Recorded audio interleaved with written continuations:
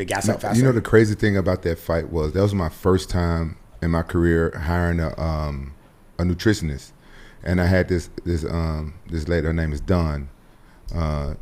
She was a bodybuilder, and she lives here in Newport. And I showed her who I was fighting. She didn't know much about MMA, and she was like, "Oh, no disrespect to Kevin Rounderman, R.I.P." She was like, "Oh, this guy's on steroids," because she knew about it. She probably was on it too, and she was like, "You gonna do steroids?" She was like, "No, I don't do that shit." She said, "But how can he do it anyway?" She said, "I'm gonna have to train you, and you gonna have to drink nothing but water." And she put me on a diet where I had to eat 6 times a day. She said, "You can't have nothing but water." I was like, "Why?" She said, "Because a couple of days before your fight, I'm gonna let you drink orange juice, apple juice, whatever, and it's gonna give you like extra strength, gonna make you feel like you on steroids." I didn't believe her, and I did it because I was worried about him being a lot stronger than me, because we all know how he looked. And for that camp, I trained with my wrestling coach at the time, was Zach Light, and he brought in 2 smaller wrestlers. And he was like, "This is going to be a wrestling match, and Kevin Randall's going to be strong, and he's going to take a lot of shots."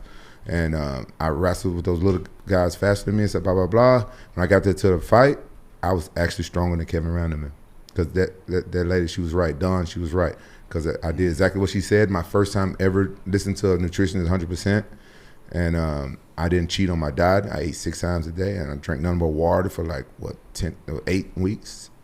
And a couple of days when I got to Japan, I had apple juice and orange juice and stuff like that, and I was stronger than him.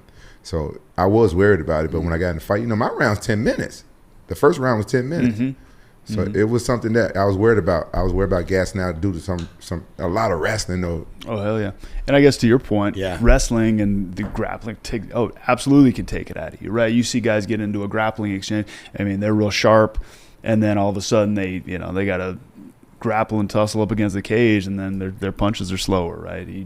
They take that deep breath, and that's what you got to train for, right? You have to train for that change in pace, and I think that's what's different with MMA compared to all over other sports. You got to be a jack of all trades, not only with your skill set and your technique, but also your energy systems and the way that you're doing your strength and conditioning, right? Because it's not just always a sprint. It's not always just one particular thing. You're going from kind of like sprinting to isometric stuff to all. I mean the stress that it has